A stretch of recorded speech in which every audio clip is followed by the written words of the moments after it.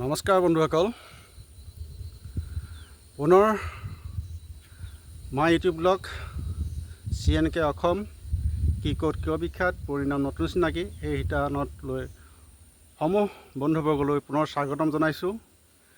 আজি বন্ধুসকল মোৰ ভিডিঅ'টো এটা ইনফৰ্মেটিভ ভিডিঅ' হ'ব। এই কাৰণে ইনফৰ্মেটিভ ভিডিঅ' হ'ব বুলি কৈছোঁ, যিটো ভিডিঅ' নেকি কোনো নিউজ পেপাৰত বা কোনো সাংবাদিক বা কোনো ইউটিউবাৰে এনেকুৱা এটা চিক্ৰেট পূজা দেখাব পৰা নাই বা চাবলৈ আপোনালোকে সুযোগ পোৱা নাই। তেনে এক চিক্ৰেট পূজা স্থলীলৈ আহি আছোঁ। পূজাটো হৈছে টাই আহোমসকলৰ পফিচু পূজা। এই পফিচু পূজানো কি, তাৰ বিষয়বস্তু কি, এই ভিডিঅ'টো যদিও কমিটিৰ ফালৰ পৰা ভিডিঅ' কৰা মানা আছে, তথাপিতো আপোনালোকক এক আংশিক হ'লেও ভিডিঅ'টো দেখাই যাম বুলি ভাবিছোঁ। সেয়েহে আপোনালোকে স্কিপ নকৰাকৈ নিশ্চয় সেই ভিডিঅ'টো চাব। আৰু এই পূজাস্থলীলৈ যোৱাৰ আগতে এক মসৃণ পৰিৱেশ দেখা পালোঁ, সেয়েহে আপোনালোকক এই মসৃণ পৰিৱেশটো দেখাই যাবলৈ একল্পে ৰ'লোঁ। আৰু এটা কথা বন্ধুসকল, যিহেতু পূজাস্থলীত কমেণ্ট দিবলৈ অসুবিধা হ'ব, যিহেতু ভিডিঅ' বনোৱা মানাই আছে, তথাপিতো আপোনালোকক আংশিক এই পূজাটোৰ সম্পৰ্কত দুআষাৰ কৈ থওঁ। এই পূজাটো আগতে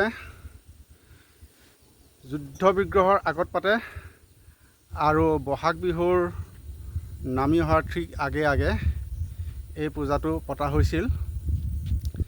টাই আহোমসকলৰ টাও দৰ্শনৰ বহুতো তৰ্পণ পূজা আছে।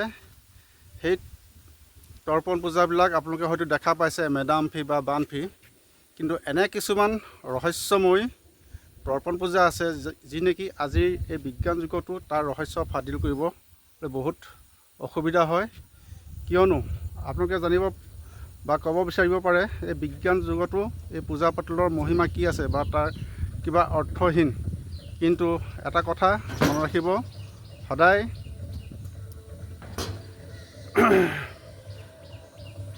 তৰ্পণ বস্তুটো এনেকুৱা ধৰণৰ,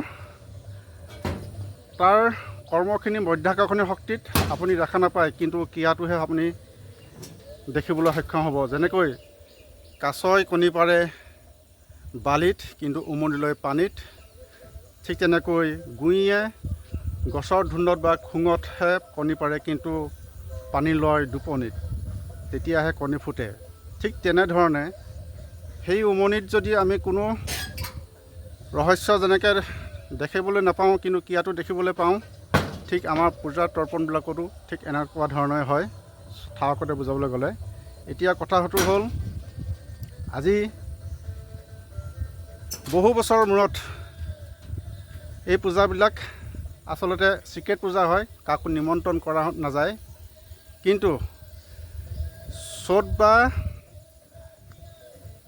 মাহত আৰু দেশৰ যেতিয়া দুৰ্যোগ আহে, সেই যুদ্ধকালীন অৱস্থাতে এই পূজাবিলাক পতা হয়।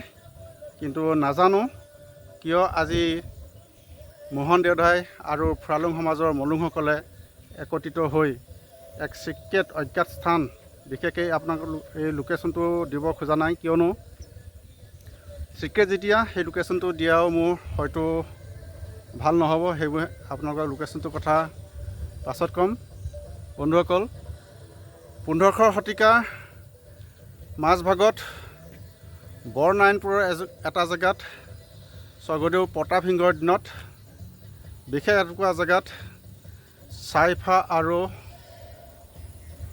পফিচু পূজা পাতিছিলে। গতিকে বন্ধুসকল, কোনে কোনে জানে সেই অঞ্চলটোত কমেণ্ট বক্সত লিখিবচোন। আৰু সেই ঠাইটুকুৰাও এতিয়াও মহিমামণ্ডিত আৰু বিশেষত্ব বজাই ৰাখিছে। গতিকে চাই থাকিব মাই ইউটিউব ব্লগ কি ক'ত কিয় বিখ্যাত পৰিণাম নতুন চিনাকি।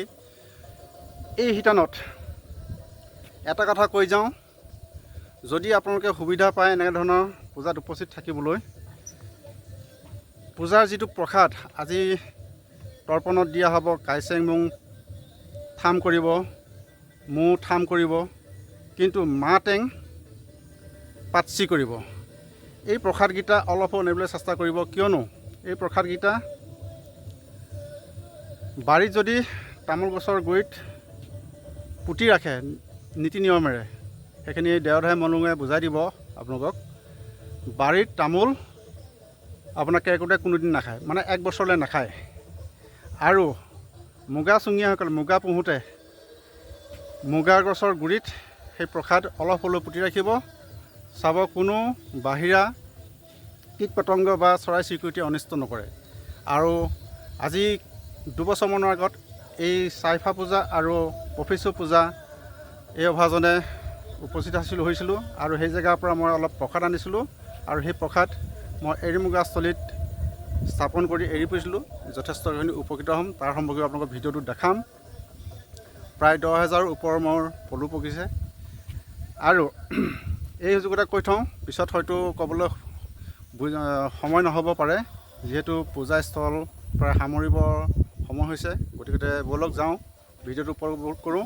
কিন্তু এই পফিচুৰ পৰা এটা কথা মনত ৰাখিব, চ'ত মাহৰ শেষৰ ফালে পতা হয়, কিয়নো পফিচুৰ পৰাই পই পিহু উৎপন্ন হৈছে আৰু পই পিহুৰ পৰাই শেষৰ পৰৱৰ্তী অসমীয়া জাতিৰ বাপতি সাহোন বিহু উৎপত্তি হৈছে।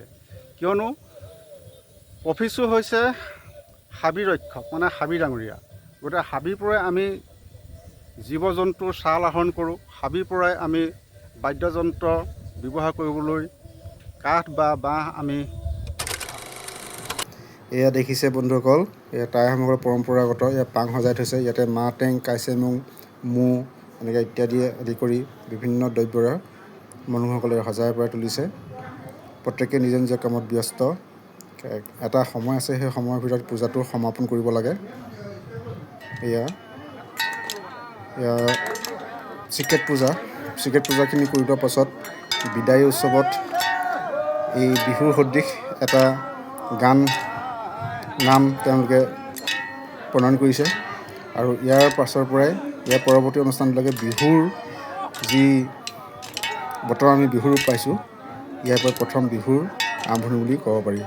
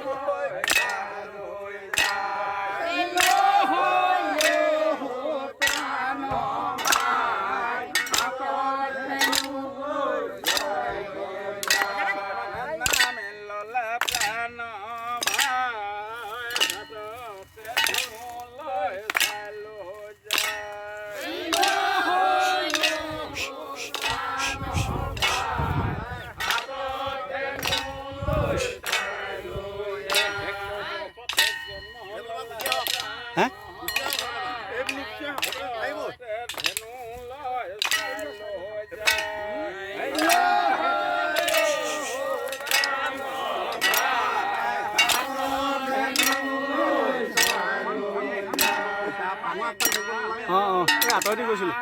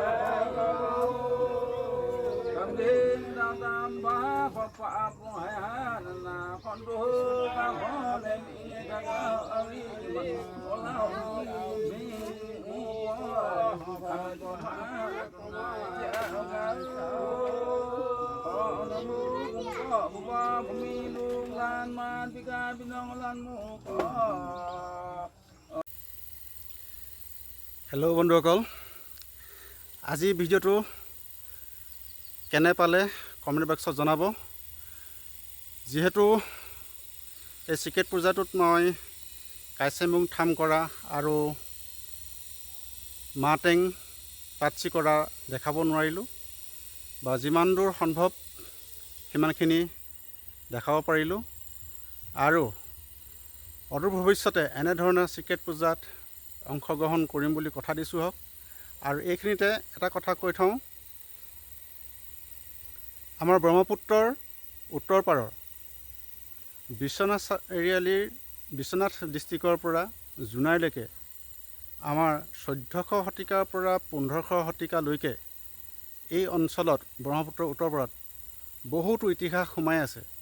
মানুহে বুৰঞ্জী প্ৰসিদ্ধ হিষ্টৰিকেল প্লেচলৈ দৌৰ মাৰে, কিন্তু আমাৰ এই প্লেচবিলাকত এনে কিছুমান ডাঙৰ ডাঙৰ ৰহস্যবিত কিছু ইতিহাস লুকাই আছে, যি নেকি কিছু কিছু বুৰঞ্জীত আংশিকহে আছে, কিন্তু আমি সেই তথ্যবিলাক বুটলিবলৈ সক্ষম হৈছোঁ।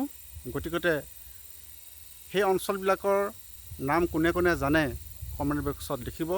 আৰু যদি আপোনালোকৰ কিবা বংশানুক্ৰমিকভাৱে সেই মুখে মুখে চলি অহাৰ কিবা বুৰঞ্জী হিষ্ট্ৰী আছে, তেনেহ'লে হোৱাটছআপ নাম্বাৰ দিয়া হ'ব, আৰু সেই অঞ্চলত গৈ আমি ভিডিঅ' বনাম আৰু সেই লুকাই থকা ইতিহাসবিলাক আমি পুনৰ খুচৰি উলিয়াবলৈ সক্ষম হ'ম। গতিকে আজি এই ৰহস্যবিত তৰ্পণ দেখি যেনেধৰণে আপোনালোকৰ মনলৈ এক জাগৰণ সৃষ্টি হৈছে, আৰু জানিব পাৰিলোঁ এই তৰ্পণটো কোনো ৰাজনৈতিক লিডাৰে অনুষ্ঠান কৰা নাই, কিয়নো দেখা পোৱা যায় অন্যান্য কিছুমান পূজাস্থলীত কিছুমান ৰাজনীতি লিডাৰে ম'হ বলি দিবলৈ, ছাগলী বলি দিবলৈ পূজাৰীক দান দক্ষিণা দি থৈ যায়। কিন্তু ময়ো প্ৰথমতে তেনেকৈ ভাবিছিলোঁ, নিশ্চয় কোনোবা ৰাজনীতি লিডাৰে এই ইলেকশ্যন আহি আছে, এনেধৰণৰ অনুষ্ঠান পাতি জয়ী হ'বলৈ হয়তো আমাৰ মলুংসকলক হয়তো খাটনি ধৰিছে, কিন্তু নহয়। এই পূজাস্থলীলৈ আহি এটা কথাই জানিব পাৰিলোঁ, আমাৰ অসমীয়া জাতি বিশেষ টাই আহোমসকলৰ বহুতো তৰ্পণ আছে, আৰু দেশৰ হৈ, সমাজৰ হৈ আৰু নিজৰ জাতিটোৰ হৈ জাগিবৰ হ'ল, আৰু সেই জাগৰণৰ কাৰণে জাগৃত হ'বলৈ এই তৰ্পণ ভাগ আগবঢ়ালে মলুং আৰু দেউতাসকলে। আৰু ইয়াত বৰ বিশেষ মানুহ নিমন্ত্ৰণ কৰা নাই, কিয়নো প্ৰত্যেক ডিষ্ট্ৰিক্টৰ পৰা এজন বা দুজনহে আহিবলৈ কোৱা হৈছিল। সেইকাৰণে শিৱসাগৰ, ডিব্ৰুগড়, যোৰহাট, লখিমপুৰ, ধেমাজি এনেকৈ প্ৰত্যেক মলুংসকলৰ বা দেওধাই বাইলুংসকলৰ এজন এজন প্ৰতিনিধি আহি এই পূজাত অংশ লৈ এই তৰ্পণ দিলে। গতিকে পৰৱৰ্তী ভিডিঅ' চাই থাকিব। My YouTube blog CNK Assam, কি ক'ত কিয় বিখ্যাত, পুৰণিৰ নাম নতুন চিনাকি। পুনৰবাৰ আটাইলৈ বন্ধুবৰ্গলৈ মোৰ সেৱা জনাই ৰং মৰম জনাইছোঁ। ধন্যবাদ।